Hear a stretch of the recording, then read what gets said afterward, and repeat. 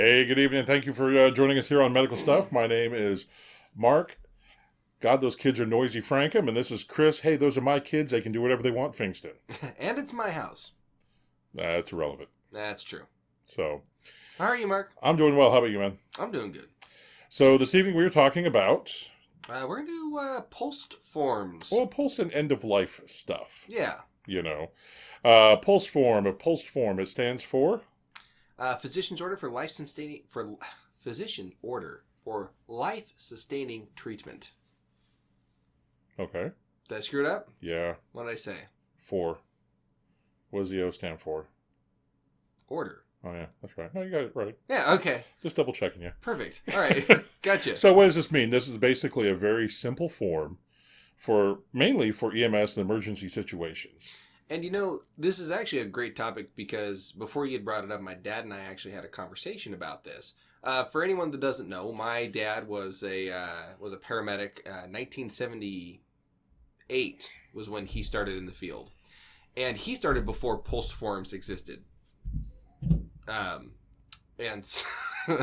he started before these POLST forms existed, and they were a godsend when they came about, because it used to be that if you ran a call on someone who didn't want to be resuscitated, getting a DNR, or do not revive, order, some sort of statement, was a chore. It wasn't as easy as it is now. Right.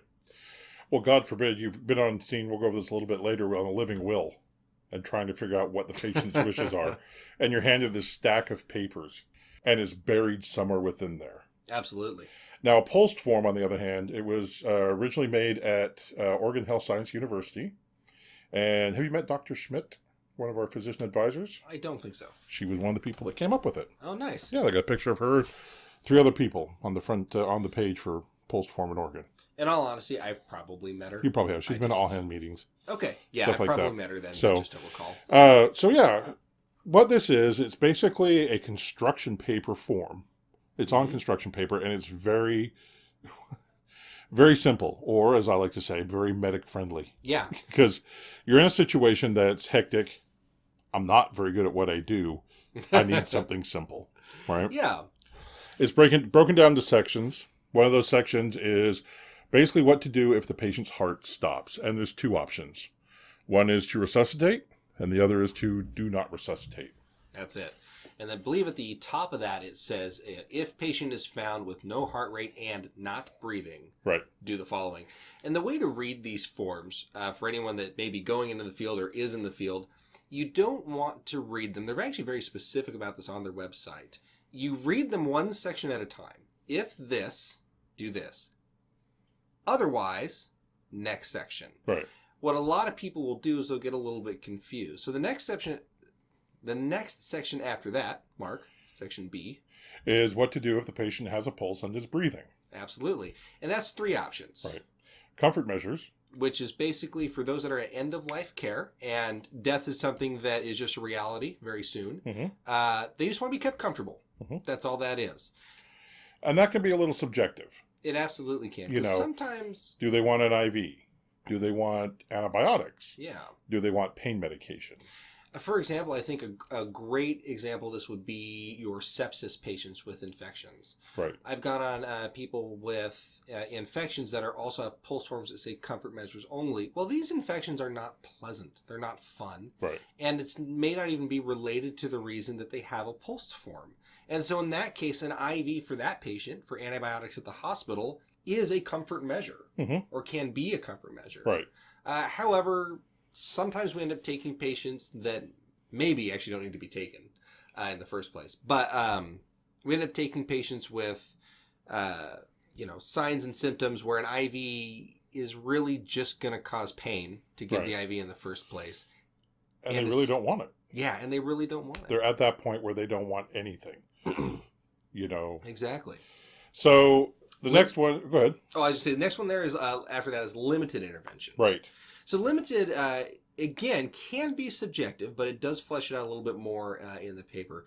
And these are patients who want treatment. However, they typically don't want to be on any sort of long-term life-sustaining treatment, such as intubation. They don't want to be intubated. Which is a tube down the throat into the larynx. Yeah. That maintains that airway, so you can't vomit and aspirate it. You can't, it won't swell shut. Yeah. Artificial nutrition is another thing that they don't want. Right. And those are people that, as far as EMS is concerned... So they only want organic foods. Yeah, exactly. Fresh picked organic apples. Those are people that, as far as EMS is concerned, which is obviously the experience I'm speaking from, we're typically going to end up doing most of the things we would normally do, save the heroic stuff. They're not going to get paced, those kind of things. CPR. Yeah. Like you said, intubation. Yeah. But they're going to get an IV. They'll get fluids. Those kinds of things. And then the other option from that is full treatment, which is do everything. Mm-hmm. Now, sometimes I've had paramedic partners be confused because they'll see something that says, and this is generally confusing, I understand, but they'll see where section A, which is the revive me or don't revive me section, will say do not revive. But then section B will say full treatment. Mm-hmm. If you read the thing as one form and you don't do the, okay, if this, then this, otherwise go on to the next section method, that can be confusing. You're saying you don't want to be revived, but then you're saying you don't want treatment. If you look at it from the perspective of, okay, you're saying you don't want to be revived because you read the line that says, if found with no pulse and not breathing, don't revive me. But let's say they're found, let's say they're found not necessarily breathing, but with a pulse. Right. That would bump you down to section B, and now it's full treatment. Right. So if there's any EMTs or paramedics listening, there's that clarification for you. You want to talk about section C? Yeah. It comes down to artificial nutrition, which you were talking about earlier. This is going to be your feeding tubes, your NG tubes, stuff like that, where the patient is receiving... It's a brown liquid nutrition supplement. Mm-hmm. Basically, it's everything the body needs to survive, but it's not pizza. Right. You don't. Well, I mean, you're not even tasting this. No, this going is straight in your stomach. And this is sustenance. Right. This is what this is the nutrients your body needs. And like I said, they can give this temporarily or for a short period of time down an NG tube or nasogastric tube that goes up through your nose and back down into your stomach. Then if they want to do more long-term, then they have to do a surgical J-tube, PEG tube. There's a whole bunch of different options depending on what's going on with the patient. So, now, it used to be at one point that you had to have the original form with you. And that created quite a few kerfuffles in my time. Well, and rightly so, because if you go pick up a patient who's in a care facility... Or even if they're at home and you take the form with you to the hospital and it then gets lost. Yeah. That can be quite a challenge to get that re-signed and redone. There are very specific things you have to look at on the form to make sure it's valid. Things like the physician's name is there. The patient or the patient's power of attorney is there along with signatures. Mm-hmm. The date is filled out. Right. And why does it have to have the date? I don't know. Because nobody likes to be alone, Chris. So it has to have a date. I thought you said... I thought I told you I want to do less editing. Oh, no. You can keep that in. Oh, yeah. That one's a gem. That's gold right there.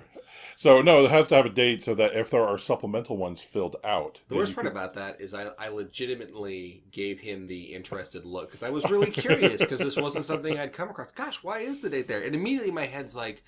Oh, so we know if it's current, or so we know when the last medical diagnosis is. Nay. Turns out it's just a stupid joke. No. There was a real thing behind that. That was just how we're getting there. Okay. Okay, gotcha.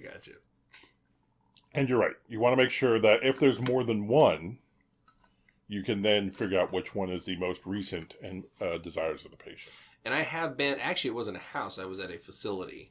Mm-hmm. Where they provided me with, I just thought it was 2 copies of the same thing until I got to the hospital. And the nurse is like, hey, which one do I follow? And I'm like, what do you mean? She goes, they're different. I'm like, well, what's the latest date? And she's like, looks at him. She's like, this one, but only by a month. And I'm like, well. There you go. There's your answer. Also, what's come up, at least in Oregon, Because this is not universal. It's not. In fact, How many states have a POLST form or a MOST form? Yeah, I don't. I actually had a map Oh. with where it had like different colors for which ones had which. But no, I I don't counted know. out it was 38. 38 for 38. POLST. For POLST or some version of POLST. Gotcha. And I believe there's, I believe a lot of the holdouts are more Central America, if I'm not... Central United States. Yeah, Central United States, correct. Don't be... That's... I forget we're on the interwebs and it's global. You can all thank Al Gore, by the way, American politician. See, now you have to edit. What do you mean unsubscribe? So, anyway, yeah, it's a lot more. And, I mean, every state has to enact this thing. This is a very easy, very simple form. And at least in Oregon, and I'm sure that probably other states have taken this also, there's also a thing called the POLST registry, where once this form is verified, they will assign it a number. And you can call a centralized phone number and give them this number. And they will tell you whether it's a valid DNR, and that's as good as having one in your hand. Yeah. And they can do it by name and date of birth and social security number. Have you used it? Yes. I have, as well. Dang, I thought I was going to have the unique story. Nope. So, yeah, it's very helpful. And I've called up before on codes where the family wasn't sure. Yeah. Just to see if they've had a registered form on file. And I've had it work and I've had it not work. So, Chris, what is the difference between a POLST form and a living will? Ooh, well, I mean, I can tell you sort of the basic obvious stuff of basically what they're used for. I mean, the POLST form is, I believe a living will includes more things beyond what to do if I'm dead sort of thing. Right. Or what to do in case of an emergency. A living will is essentially, I can't speak. Right. And this is me speaking for me in the event that I can't speak. And that is a much broader... Right. This will generally handle medical power of attorneys, financial power of attorneys, what to do at end of life. Yeah. You know. This is an in-depth document. It's a very in-depth document. And like I said, it's hard when you're on scene. These scenes are difficult enough, but when I have to become a lawyer to read a document that's 40 pages long to skim through it in a crisis situation. Well, and this is what my dad was talking about, because that used to be the case. Mm-hmm. You'd go on, and oftentimes, more often than not, they would essentially just go ahead and start resuscitative efforts. Because the problem is if you didn't start resuscitative efforts, and then you found out at the end of that document that, oh crap, you should have, well, now you're behind the ball. Right. And so oftentimes they would start the resuscitation. And that's unfortunate for these patients. We want to respect their wishes. Absolutely. And a lot of these people have gone through a lot of suffering. Mm-hmm.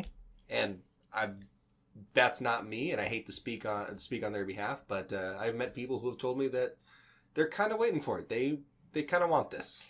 I ran a lady who just wasn't really a POLST situation, but she was 95. Yeah. She had a syncope episode at church. I use my standard question when I run people at church that have had syncope episodes, which is, I hear you've been overcome by the power of the Lord. Usually gets a chuckle. She's 95. These syncope episodes have been going on for the last 10 years of her life. Mm-hmm. The statement she made to me was, I don't want to die today, but if today's my day, I'm at peace with that. All she wanted was to go home. She's been to every doctor under the sun trying to figure this out. She's tired of dealing with it. Yeah. And she wanted to go home with her family and have lunch. Fair enough. Yeah. I mean, she's alert and oriented. And you will run into medics because, unfortunately, I was talking to another medic about this today. Paramedic school really doesn't prepare you for a lot of what it is to be a paramedic. No, it doesn't. It prepares you for the worst case scenarios and leaves out the minutia. Well, what we were talking about was this was one of our managers, and she'd had an employee call her because they were taking home a hospice patient. Okay. Who, in the page, it said, the call notes, not sure if the patient's going to make it. That's... Yeah. And... no one likes to get that call, by the way. Right. This is going to be a tough call. But their question was, well, if they die, what do I do? Just throw them out the back. Oh, God. Great. Now you quit yourself editing at this point, okay? Exactly. So, she informed him what the process was, and he was like, really? Yeah. I mean, if you're up the street or around the corner from the house, yeah, continue transport. But otherwise, pull over and you contact the authorities and you let them guide you at that point, because different areas have different rules. For the most part in our area, it's pull over and contact a local medical examiner. And I found that in one of our local counties, because this happened, that they do not consider, if you transport from a hospital to the house and you're still in the ambulance, or they're still under your care, that's not considered an out-of-hospital death. Oh. Because they're still under medical care. That makes things a lot simpler. It does. With that patient, we contacted the family and the hospice nurse that was waiting, and we talked to them and told them what had happened, and offered to take the patient to the funeral home for them, which is what we did. Now, it was on the other side of town, but that's fine. And then when we got to the funeral home, the funeral director, back in the 80s, worked at Metro, the company we work for. Oh, wow. Yeah, nice guy. But then we ran into another problem. She had narcotics. On her? Well, in her package. Oh, gotcha. Because they were sending her home with pain medications and sedatives and stuff like that. And he's like, I don't feel comfortable taking responsibility for those. I'm actually pretty sure. Well, I'm actually pretty sure the rule is you get to keep them then. That's what I did. Yeah. Yeah. No. We contacted the hospital and they said, we'll bring them back, and we turned them into their pharmacy. Okay. And just make sure you get a form showing that transfer of medications. Get that written down somewhere. Right. Yeah. And then turn that in with your paperwork so that your company has, no, we turned it in. We promise. So, yeah, it's, paramedic school really doesn't prepare us for what's going on. And we have a very strong, as an industry, to fix everything. Yeah. We want to fix it. And it's hard to back up from that, especially as a brand new medic. As you get older and you've been around a little bit, I think you become much more okay with doing that. But paramedic school teaches you how to go. And does not teach you things like what to do in these situations. And paramedic school, it's one of those things that's always evolving. And right. I'm sure we're going to get there. I mean, death has been... Oh, they cover important information in paramedic school. Don't get me wrong. But do they drill on it like everything else? Not really. Right. I mean, you're not going to learn about, POLST forms to the same level you're going to learn about chest pain calls. Right. That's just, that's not really going to happen. And part of that I do understand from the school's perspective of, all right, I've got these two things I got to teach. Right. How do you deal with people that are going to die anyway? Right. Or how do you save the ones that aren't? Right. Let's go with this one. And I get that. Well, and, especially as a trainer, and you were a field trainer at one point, one of the things with brand new paramedics is trying to get into them. Okay, not every patient's critical. Right. You don't have to go full bore. Most of the patients we're going to transport are literally make sure they're comfortable, make sure they're stable, drive to the hospital. Yeah.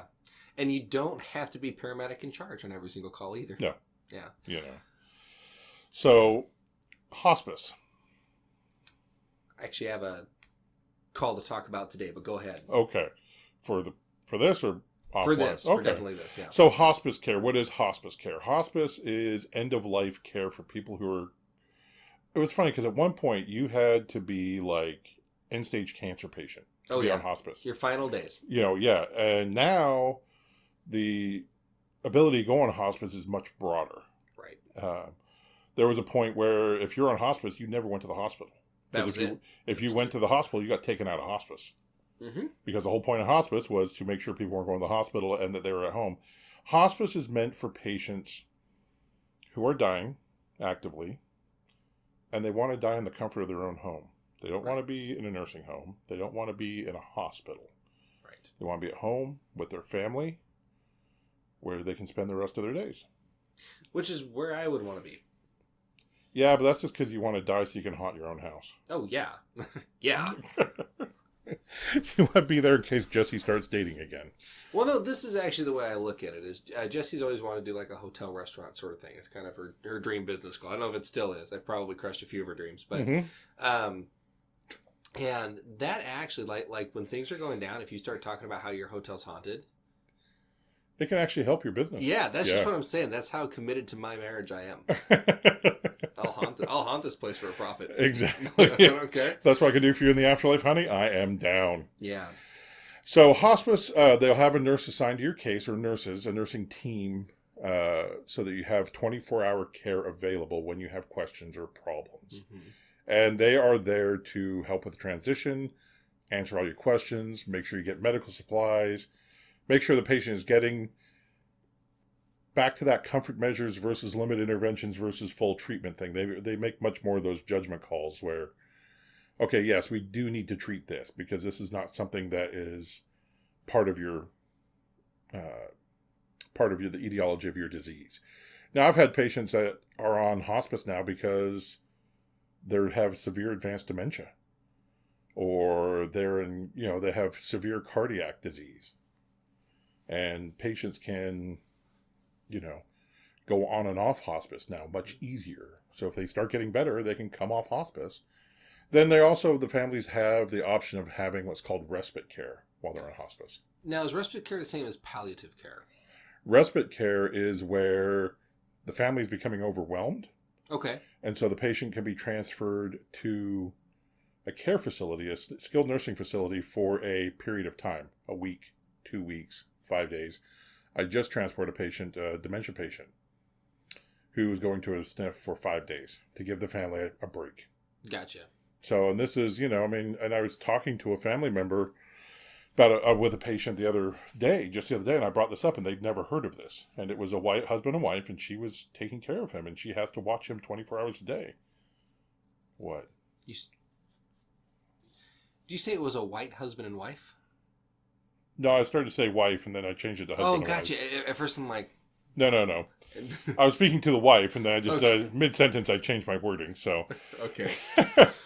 So, but we got to the hospital, and she seemed very overwhelmed. And so I sat down and talked to her, and I told her about respite care. And she was like, really? And I'm like, yeah, I said, it's not a permanent thing. She goes, no, I need some rest. And so, this is one of the things that is tough because your parents don't want to bother you. Right. But they need the help. So don't ask if their parents need help sometimes. Say, hey, I'm going to come stay with Dad for a week. So your mom can go out and have lunch with a friend, sleep through the night, simple things like that, because it's very stressful. And unfortunately with these situations, this is where abuse situations or neglect situations especially can come from. And it's not because that they don't care about the person, but they're so overwhelmed and stressed